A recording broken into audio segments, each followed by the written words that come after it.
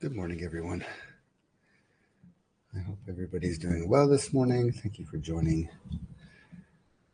this session, today's daily meditation, and also personal thanks to Sangha Live for hosting me once again for a week or these 4 days of daily meditations. So I'll just make a couple of announcements before we begin. And right, so usually the daily meditations are Monday through Friday, 5 days. And as George was mentioning yesterday, Sangha Live is usually off in August.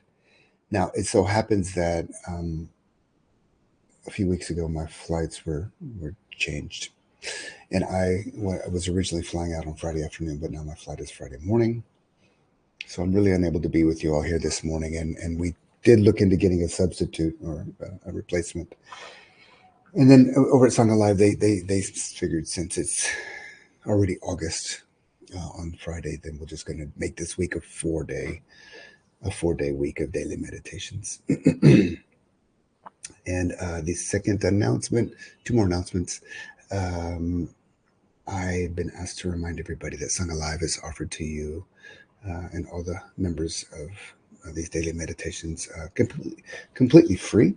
It's on a Dhamma based, that is offered with the generosity of the organizers of Sangha Live, the staff of Sangha Live, and the visiting teachers, including myself. And to help support this platform of offering these teachings openly, there is a Dhamma system. Well, maybe I'll even post the link now. A lot of what I'm saying now is kind of yada, yada, yada. I know that many of you who are regulars here, you know how this works. But in case there's somebody joining for the first time, there's the Dhamma link in the chat.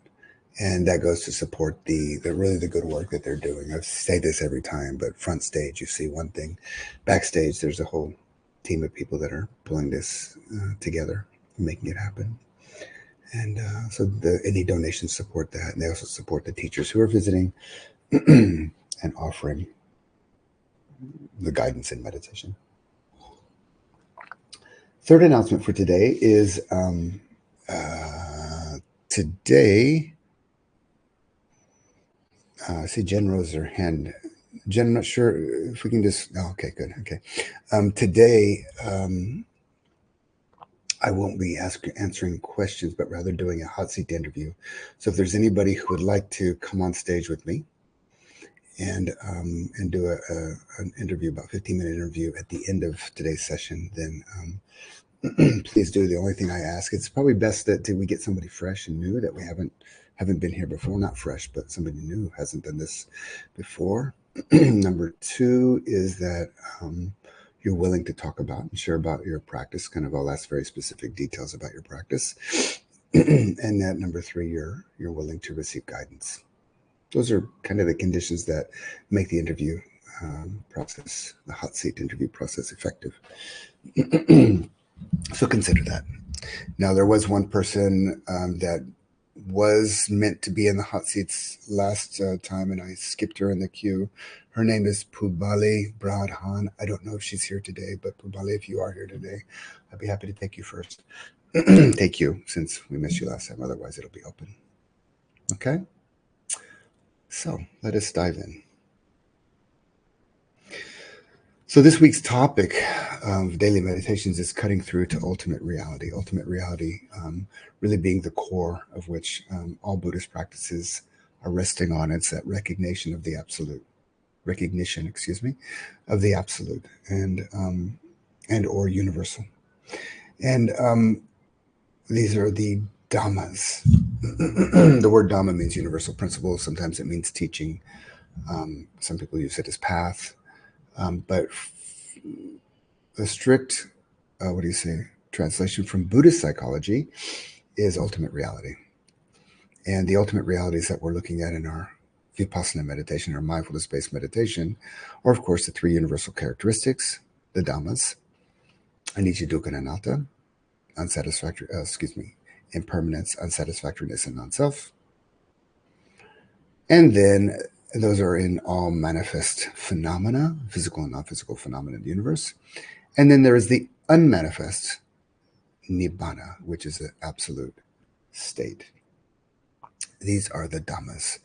All of the teachings flow downstream from that.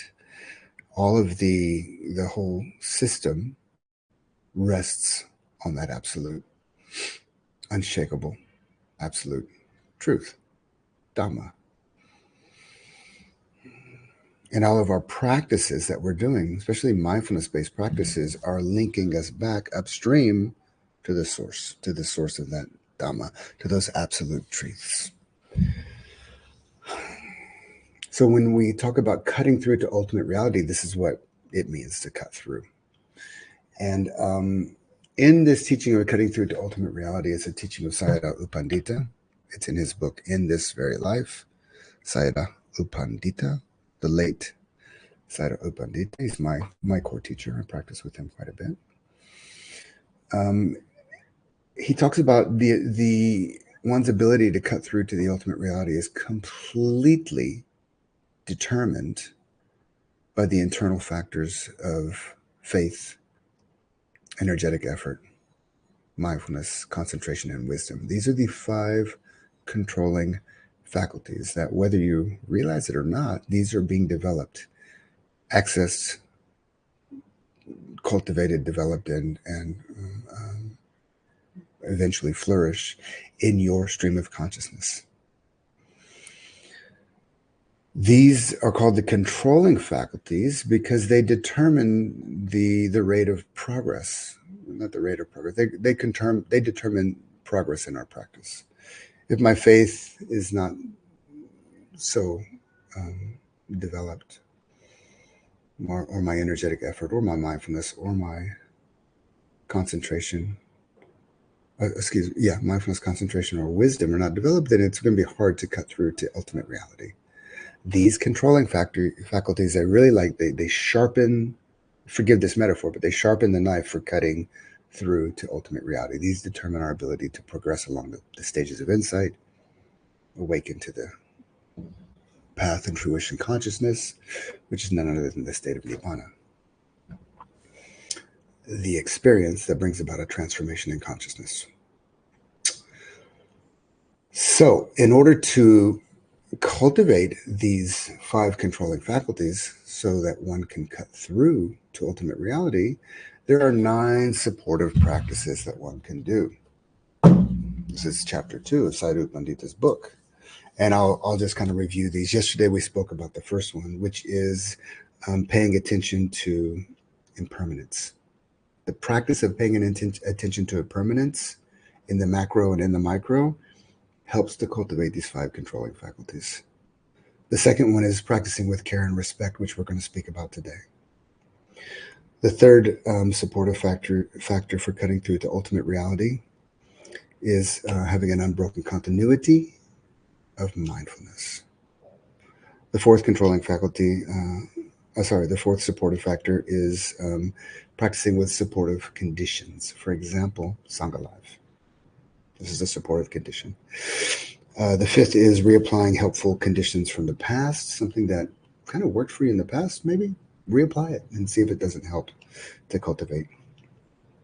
The sixth one is cultivating the 7 enlightenment factors. I won't go into the list, but these are the awakening factors that begin to arise around the 3rd or 4th stage of insight knowledge, and they just strengthen further down the path. The 7th of the 9 is practicing with courageous effort, and we're going to speak about that one, I think, tomorrow. The 8th supportive factor is practicing with patience and perseverance. Patience and perseverance. And if you've been meditating for a while, you'll realize that we need a lot of patience with this thing between our ears. We need a lot of perseverance. And the 9th of the 9 supportive factors for cutting through to ultimate reality is an unwavering commitment to the practice. An unwavering commitment to the practice. Okay? So today we're going to speak a little bit, I'll speak a little bit about that, the second one of those. with a list of 9, which is practicing with care and respect. Care and respect. Thich Nhat Hanh has this beautiful saying in one of his early books on mindfulness. He was saying that I believe one of the yogis was they had the daily their karma yoga, the daily duties that sometimes yogis will have on retreats. Their daily duties was to wash the dishes. And they had asked, how should I wash the dishes, or how can I practice mindfulness? And he had this beautiful say, teaching advice to wash the dishes is just like you're washing a brand new baby, a newborn baby, excuse me, not a brand new, a newborn baby. And you can imagine that, and maybe you've even done that with tremendous care and respect. Imagine bringing that level of care and respect to your daily practice. Now, sometimes throughout the day when we're just doing kind of general mindfulness, or maybe I stop and I do a 2-minute mindfulness or 2-minute meditation at a cafe or on the bus or whatever, maybe that might not be the right conditions for like really setting up a practice of care and respect. But if you have a daily routine, you can certainly do that. I mean, I clean my glasses with this cloth. I did it 5 minutes ago, and I folded it back into the position. Now, that could also be a little bit pedantic or like obsessive, but it wasn't. It's just clean the glasses. I usually fold it and put it right back here next to my computer, because that's where I often do this. There's an old saying from the Judeo-Christian. It could just be Christian. I don't actually know, but cleanliness is next to godliness. Cleanliness is next to godliness. And that actually applies very much to our Buddhist practice as well. You can imagine that just taking some time to clean your desktop before doing your work, or before you cook, clean the kitchen or tidy up at least, is in a way, especially if you bring mindfulness to that activity, is a way of practicing care and respect for the activity you're about to do. In this book here, in this very life, Sadhu Pandita uses the metaphor of sharpening a knife, which I guess for us these days, we don't probably sharpen our knives that much, or we have a machine that does it, or whatever, just buy a new knife. But in the old days, they really had to kind of take the knife and put it on the whetstone and really, either it was a grinder or they had to like sharpen it. And this is actually from, I think, the Buddhist psychology. Practicing with care is finding that right angle. There does have to be a proper angle for the sharpening process to be effective. If it's too flat, it won't really sharpen. If it's too extreme, it won't sharpen. So it takes a little bit of care and paying attention to what is that subtle detail there, that angle. And then when you do the sharpening, there also has to be a certain amount of pressure. Too much pressure is too much. Too little won't sharpen. There has to be a certain respect towards the amount of pressure that you're sharpening. And when you have the proper care and the proper respect in this kind of knife sharpening process, imagine cutting a tomato after that, just like butter.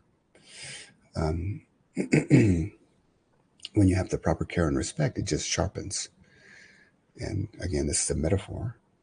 But when we bring that level of care and respect to our practice, it does sharpen our mind to cut through to ultimate reality. When I used to live in Japan, I lived there for 8 years, and that's when I was studying. I did some meditation back then, but it was more not formal. I was formally studying Aikido, living in a school, teaching, living kind of with my teacher. And I did have a few extra activities that I were doing. I also studied Japanese tea ceremony. And if you've ever seen Japanese tea ceremony, it's kind of like a 3-hour encounter, for one cup of tea. And the person hosting the tea ceremony first puts a lot of time in cleaning. I mean, like totally cleaning the tea room and the garden before the guest arrives. And then there's it's all ritualistic. It's all ceremonial. And every part of the ritual, every part of the ceremony is really an exhibition of care and respect. Cleanliness is next to godliness. Sadhu Pandit used to always say that a person's external environment is a reflection of their internal mind. So look around your desktop, look around your external environment, you see what's going on in the mind. Setting yourself up to meditate, if you just kind of tidy up and straighten up everything. Then we sit down to meditate, there's a clean space for which to meditate. And it was the same thing with tea ceremony. And the bowl was received. First, the bowl was cleaned and purified. All the utensils were cleaned in front of there's a whole kind of ritualistic way of cleaning the tea bowl and offering it and putting in the powdered tea, putting in the water, the whole kind of ceremony. I can't really do it here. And then when you offer the tea, there's a way to offer the tea and to receive the tea, and there's the proper language. And then you turn the tea up, you drink, take a moment to contemplate the flavor. It goes on. And it's a beautiful, beautiful practice of care and respect. And there's a famous story from the tea master Senno Rikyu, who Natalie studied Japanese tea ceremony in San Francisco. So you know what I'm talking about. It is beautiful. Yeah, it's a beautiful practice. And the founder of tea ceremony is a man named Senno Rikyu. And there's a beautiful story of him. He was going to host the emperor or one of the shoguns or some lord. And it was very important that the whole garden, a Japanese garden, how they're very beautifully manicured. And yeah, my desktop is cluttered too, Andorra, so don't worry about that. But it's just something to think about. So this tea master was inviting the emperor or somebody, and he had his son who was his successor. He said, "I'm giving you the job to clean the garden." Oh my God. So this is for the Lord or for the emperor, whoever it was. So he did clean the garden meticulously. And, Japanese garden, it's a combination of this kind of dirt for walking with stone walking path, moss growing on the edges, some nice bushes, some flowers, and Japanese maple trees. And they're not like the Canadian maple trees with a big leaf like that, but they're the branches, the trunk is rather small, and the maple leaves are tiny. They're about that big, but just really beautiful, 5-pointed, and they're usually fluttered around. And when they fall, they're beautiful orange and gold and yellow. And the son spent a lot of time cleaning the garden with total care and respect. He went to get his father. He said, "Okay, it's done." His father came back, was looking at it, and the son was kind of proud about his work. And he said, "It's perfect. I cleaned it, every little piece. There's nothing out of place. It's perfect." And his father, the tea master, said, "Well, it is perfect. And I can see you did this with a lot of care. But it's not quite perfect." He reached to one of the Japanese maple trees and grabbed the trunk, and he gave it one shake, and a handful of leaves fluttered down, landed on the path, landed on the ground. He said, "Now it's perfect." So he brought in the respect of nature, this whole kind of cleanliness. You can see man's hand on nature, and it was missing that respect to nature. The simple shake of the tree and these beautifully colored maple leaves falling down on the path. Now it's perfect. That's bringing the care and respect to our practice. And the fallen leaves are like the imperfections in nature. Nature is not perfect. There are imperfections, and those imperfections are old age, sickness, and death. We all have imperfections. That needs to be respected. We practice with care, but we also respect the practice, wherever the practice is leading us. And I mentioned this yesterday. Whatever arises in the course of our practice should be considered as the path. Even those imperfect moments, even that tight breathing, even that the noise in the mind, and all of that stuff. First and foremost, accept, receive, allow, Don't change, manipulate. That's not what our practice is about. Or if we see our mind trying to control, it was one of the questions yesterday, or trying to manipulate or trying to change, that's also natural. That's what the mind does. It's when the unawakened mind does. Be mindful of that. Let it be and be with whatever is arising in the practice. With each breath and each moment, moment by moment, breath by breath. Okay? So let's practice with care and respect. And then when we come back, we'll do the hot seat interview. Okay? Finding a comfortable position.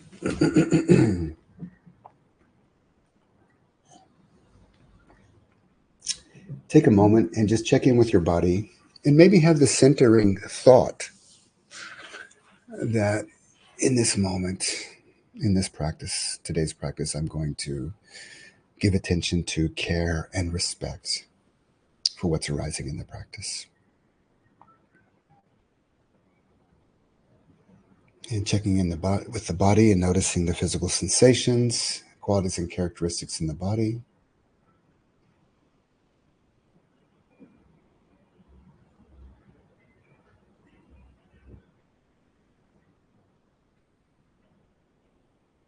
These sensations might be more on the pleasant side, they might be more on the unpleasant side, or they might be on the neutral side. Just giving an attitude of acceptance, care, and respect to whatever's arising in this moment in the body.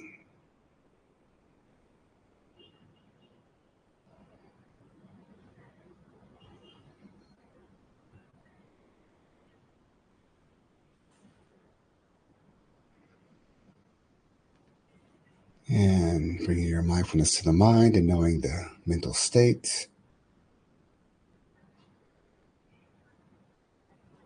If the mind is more busy, simply knowing that the mind is more busy and bringing a caring awareness and a respect to what is.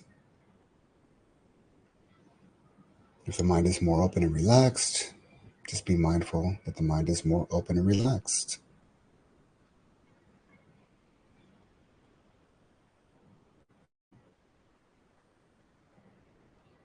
If the mind is more in the future or reflecting on the past, with differentiated awareness, with mindfulness, simply knowing that the mind is projecting into the future or reflecting on the past.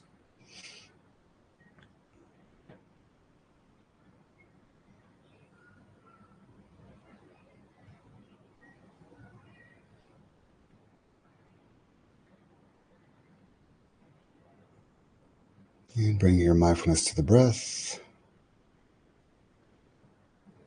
and knowing the conditions, qualities, and sensations of the movement of the belly on the in-breath,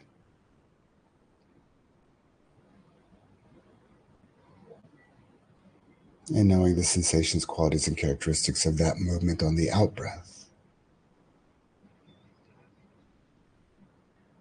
If you happen to have a different method that you work with that's not on the breath, by all means do that. Just bringing an open and accepting mind to whatever's arising in the present moment, holding it with your awareness as if you are washing or bathing a newborn baby. Having care and respect for the process of the breath as you breathe in, having care and respect for the process of the breath as you breathe out,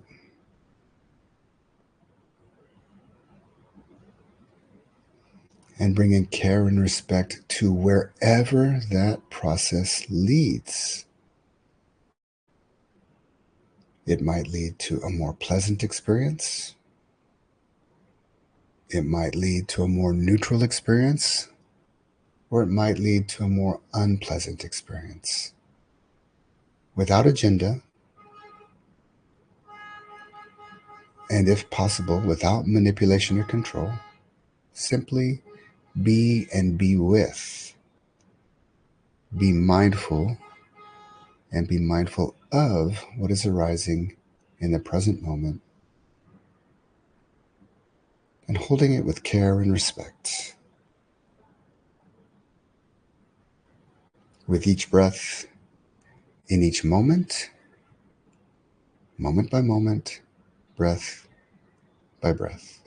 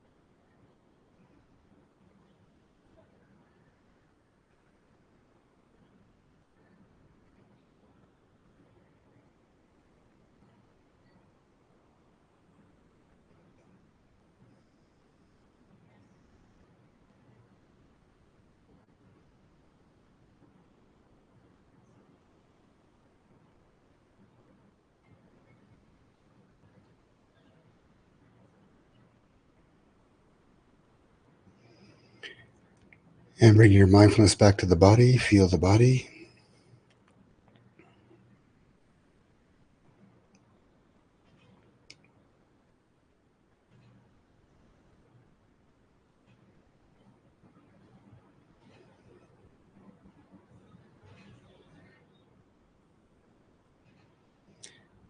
And bringing your mindfulness to the mind. Know your mental state.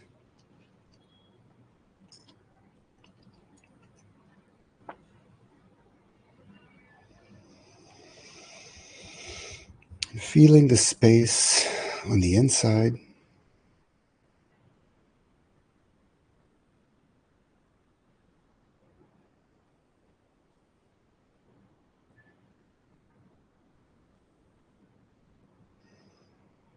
And as you slowly open your eyes coming out of the meditation, feel the space on the outside.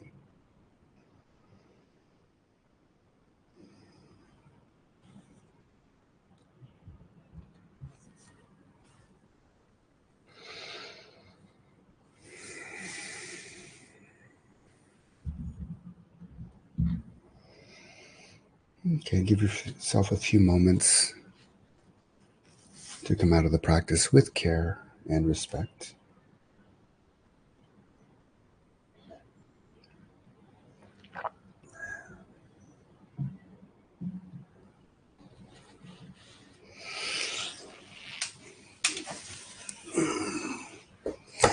So, as I mentioned before, today instead of doing questions, I'm going to offer the opportunity for somebody to do a hot seat meditation interview.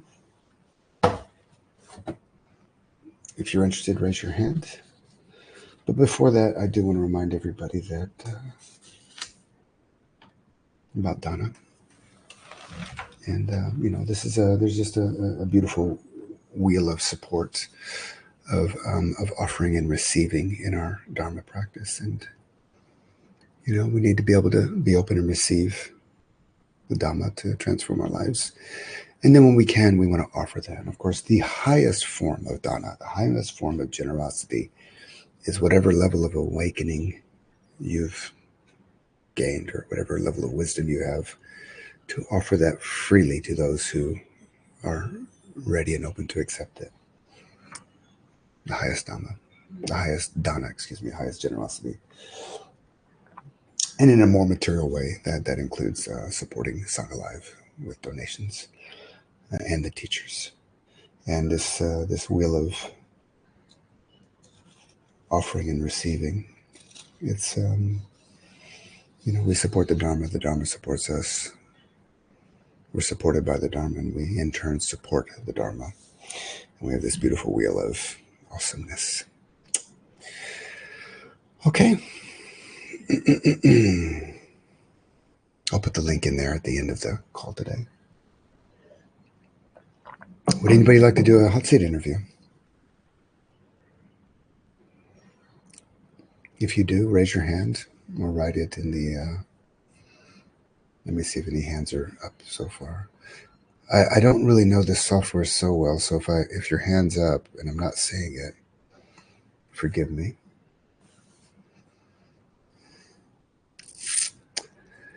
So this might take a little bit of courage on your side, but if you're thinking, gee, I went to, but I'm a little bit apprehensive or I'm a little bit afraid to be on stage, I would encourage you to step across that line and come meet me.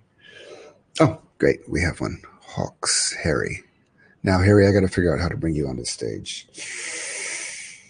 Let me find you here first. Harry, Hawks, Harry. I just don't know how to do this. Give me a moment, Harry. I'm going through the list. I don't even see you on the list. There's one thing I should have cleared up with George. Oh, there you are. Okay. And invite to co-host. That should bring you in. There he is. Would you mind turning on your camera, Harry? And opening your mic.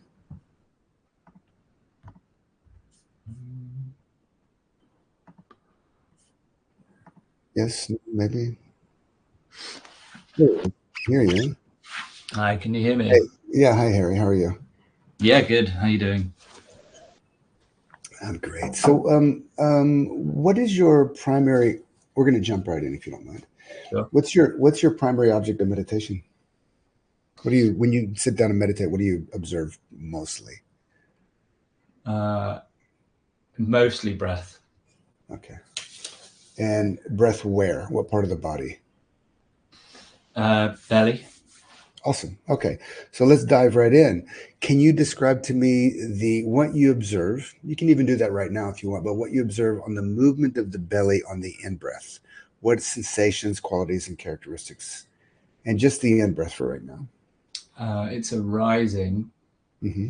and a sort of almost swelling Hmm. from the top of the stomach, and then as I Hmm. feel my abdomen sort of expand, Hmm. I'm actually going to track back a little bit. I do sometimes also notice the breath coming through the nose, down the throat, into the Hmm. belly, uh, Okay. and sometimes I can get caught on that a little bit. Well, not necessarily being caught, but it's fine to observe that. What's the quality of that breath that's moving from the nose down to the belly? Well, usually if I'm on that bit, I think it's because it's a bit tight. So I'm Okay. sort Tight where? of in the chest, Hmm. Okay. and Very then good. I usually haven't got to the point of if I'm tight around my chest and through my nose, and I'm sort of I haven't got to a point where my stomach feels relaxed and I can notice my stomach breathing. If that makes sense. It totally makes sense. Is there tightness now? No, Okay, great. So um, tell me more about the breath in the belly, the in breath. Would you say it's a longer breath, a shorter breath, or kind of average? no, it's a little bit longer than average. Okay, great. Would you say it's smooth or rough? Smooth. Would you say that it is, well, you already said it, but is there any tightness or is it loose in the belly? It's a bit tight at the moment. Was it tight before when I first asked you? Don't think so. It definitely wasn't tight before we had this call. Okay, great. So you're recognizing now that it's become tight. I think so. Yeah, just a little Okay. bit. Uh-huh. Is it continuous or are there any fluctuations in the movement of the in breath? It's continuous.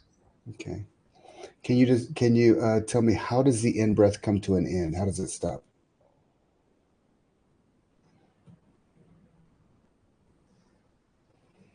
It's hard to describe. Think of a car stopping at a stop sign. You know, it can hit the brakes or it can gradually stop. Sometimes it doesn't stop. I don't think it does stop. Okay. There is a change, obviously, in direction, but Can you describe it? Oh, in direction. Can you describe how it comes to the end of the in breath?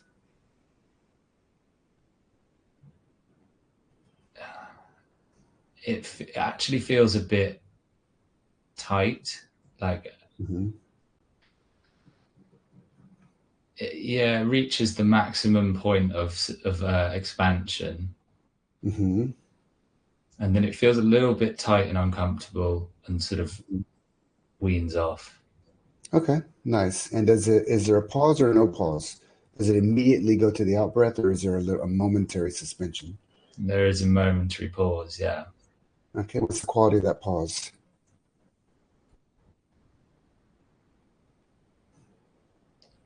actually, it's quite comfortable. Great. And before you said there wasn't a pause, and or you said that it doesn't quite stop. So now you're saying that it does stop? Yeah, it does stop. And Okay. I think I was getting the pause was coming across as uncomfortable in a way, but actually, if I sit with it for long enough, it changes. It's not. Great. Okay, so it it was perceived as uncomfortable before, but now it's comfortable. Mm. Great. And how does the falling or the out breath, how does it begin?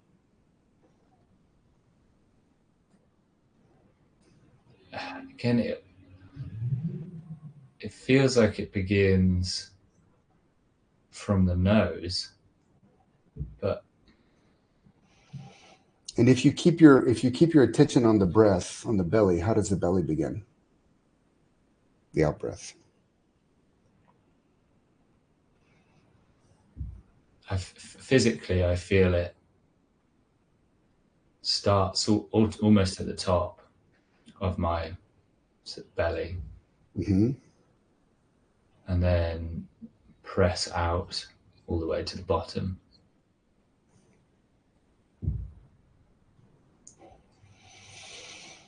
Smooth out breath or rough out breath? Smooth.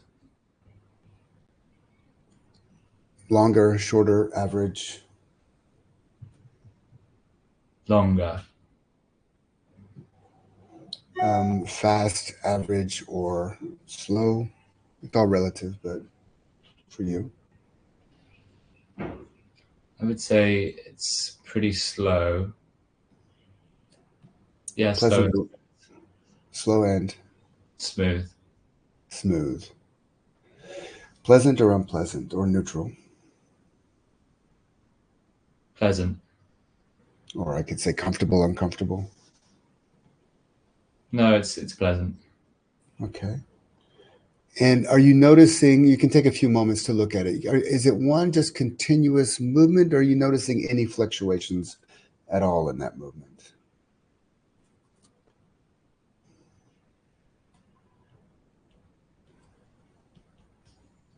Um,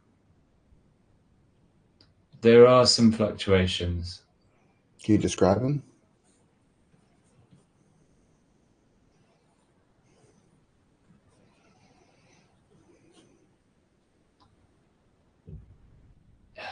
Yeah, there's at this. It's sort of at the start and the end again. There is just there is a momentary pause, but it's very subtle. And what is this is at the end of the out breath, right? Yeah, And what is the quality of that subtle pause?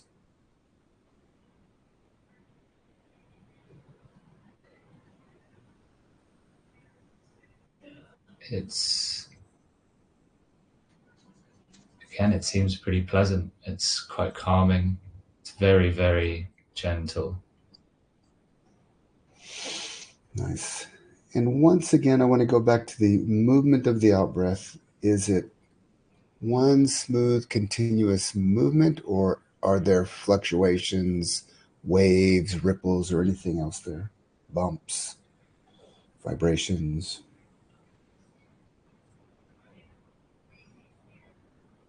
Let me just check once more. Sure.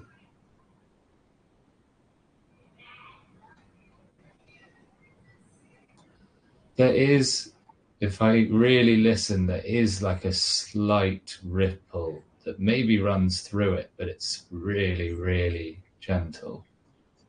How many ripples?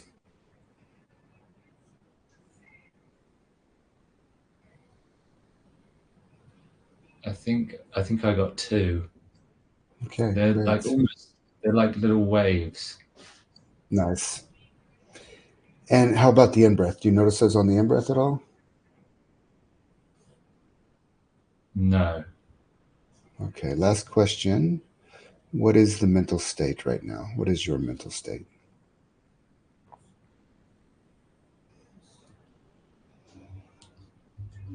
Uh, calm but with a wisp of distraction. Okay. More mindful or less mindful? More mindful. More concentrated or less concentrated? Mm. Less. Okay. And what is the distraction? The distraction is knowing that there's other people watching me. Right. Okay, great. Okay. All right, just take a few more breaths, and then when you're ready, you can open your eyes.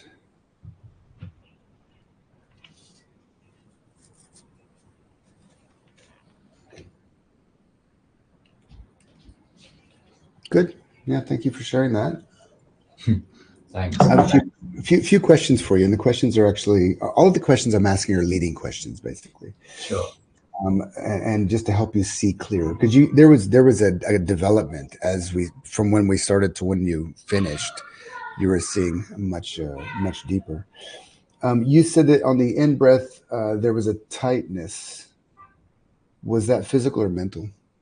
At the beginning, you said that not relaxed. think, I think it was both actually. Great. Okay. How was it mental? Physical is obvious. How was it mentally tight? As in, how did it feel, or like? Well, you tell me. You said both. So how? I understand physical tightness. What was the mental tightness? I'm not questioning it. I'm just curious for more. Uh, an like inability to fully relax. Okay, great. So mentally not relaxed. Mm. Okay, great. Not like a lot, but a bit. Yeah. Okay, okay. Then you said that the breath was the in breath. It was not quite stopping at the beginning, and then at the maximum expansion, it did stop. There was a pause, and you said the pause was comfort. There was comfort in the pause. Was Mm. that physical or mental? That was physical. Okay. And then you said that the out breath was smooth. Was that physical or mental? Physical. And then at the pause of the out breath, you said there's a very subtle pause and it was pleasant and calm. Was that physical? Physically pleasant and calm, or mentally pleasant or calm? Both.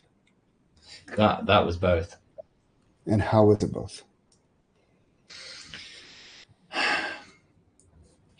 Physically, it just it felt very calming, but mentally, it was spacious. Great. Fantastic. Mm. So just one second here. I see that it's 10 o'clock now. We're going to go about 2 minutes over today. So everybody, please be patient. If you do have to leave, thank you for joining. But we'll just go a couple of minutes more. Okay. And last question. At the beginning, remember you said you saw the breath. I asked you if there were any fluctuations in the breath. You said no. But then on further inspection, you started to notice that there were fluctuations. And you said some ripples. Mm. So what I want you to what I want to kind of point out here is notice that the cause and effect there, that you saw the smooth breath. I in this case I asked you to stay with it a little bit longer, and then as you continue to see it, you could see that there were some ripples in there. Yeah. So there was a direct link between you continuing to observe it subtly and Mm. then starting to see ripples. So that's a kind of a cause and effect. Now, the reason I want to point this out, because what I've been asking you in this last part here are really the stages of insight knowledge. And that first stage of insight knowledge is making this distinction between mental and physical. Namarupa. It's called mind, the insight knowledge of mind and matter. Mm. That mind and matter is usually fused together, and at a certain point in our as insight opens up, that differentiates, and we see that. So we'll know if it's mind, we'll know if it's matter. We know if it's both, but we can describe how it's both. Mm-hmm. If it's comfortable in the mind and comfort in the body. So this is kind of baseline stuff, not baseline. This is basic stuff. Yeah, baseline stuff for you. Recognizing the distinction between mind and matter will only strengthen up your baseline. Mm. Second insight knowledge you were also describing is the cause and effect, how one moment leads to a next, or sorry, one experience links to a next experience, which links to the next experience. First, you said you didn't see the pause. Then, as you continued to observe, you started to see a really subtle pause there. Then I asked you to look at the pause. You could see that it was comfortable. So that was a linking cause and effect. You might notice sometimes you're sitting and you have a thought about, just for example, your mother, and then warm feelings arise or anger arise, whatever the case. You'll start to see a direct linking cause and effect. It's already happening for you. It's intuitively arising, seeing that. But it's helpful for you to recognize it when you see it. Say, that's the cause and effect. Or those are the connections, links. And again, you're past that, you're well into that insight, beyond that insight actually. But the more you see that, the more it'll strengthen the foundation of your practice. The third insight is the conditionality, seeing the beginning, the middle, and the end of experience. And in this little interview process, it took you about 5 minutes before you were able to actually see the full breath to the end. But that's how the practice is. The more we see, the more we will see. And to the point where you could actually see into the end. You didn't try to see more. It just started to become more and more clear. So that's the direction that your practice is going to take. Every time you sit down, there might be some noise. There might be some desires and aversions and, the hindrances coming into the mind. That takes a little time to calm down. But as you can establish the mind on the breath and the body and the mind, basically, you'll start to go deeper and deeper. And then when you begin to recognize the full breath, the beginning through the middle to the end, that's kind of getting into that third stage. So that's kind of your leading edge, I think.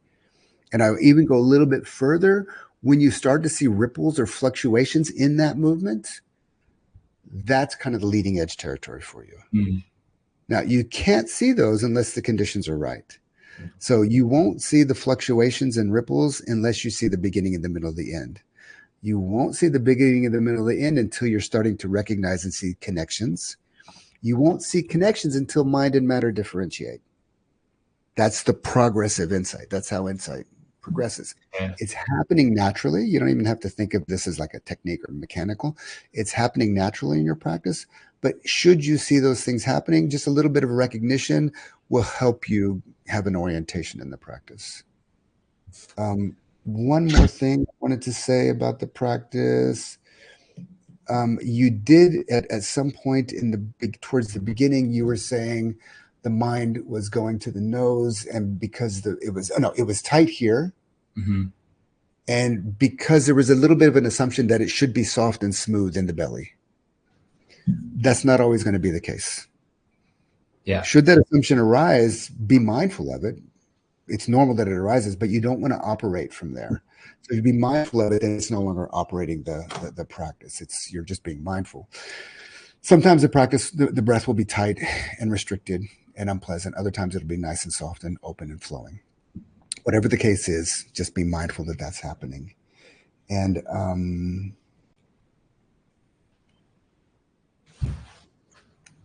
it sounds great. I'm happy to hear about your practice. Yeah, thank you very much. Yeah, the conditions thing is definitely something noticeable, and that's something I guess would happen in all meditation everywhere. It's like you're reactive to your surroundings, and I definitely felt it was like a little bit harder to tune in, mostly because of my internal / some external distractions. And exactly, yeah. That's the snow globe. Yeah. So just continue patience and persistence, and just that snow will settle down. Sometimes it'll get kicked up. Other times it'll settle down. Just be mindful of that process. And as long as we're being mindful, it's in the developmental path. So you're doing fine. Cool. Yeah. Thanks. So once again, recognize the distinction between mind and matter when you see it. Recognize the connections when you see it, the cause and effect. Recognize the beginning, the middle, and the end when you're able to track the whole breath. Should the mind jump to the nose or something, it's okay. You can meditate up here, but see if you can train it to stay on the breath. If it gets to be a struggle, let it go. Just be mindful and go with it. And yeah. Great. As they say in Burma, carry on. Perfect. Thank you, Harry. I appreciate you joining. Have a good day. Yeah, you too. Okay, everybody, that's it for today. Sorry we went over time. Thank you for sticking around. Tomorrow we're going to be looking at the universal practice of, the supportive practice of courageous effort. On Thursday, we're going to look at supportive conditions. I had a question yesterday about teachers and choosing a teacher, and I'll answer that question in the topic of supportive conditions. With that, I want to wish you all a great week of practice. May your practice lead you forward, forever and always forward on your path. Thank you for joining, everyone.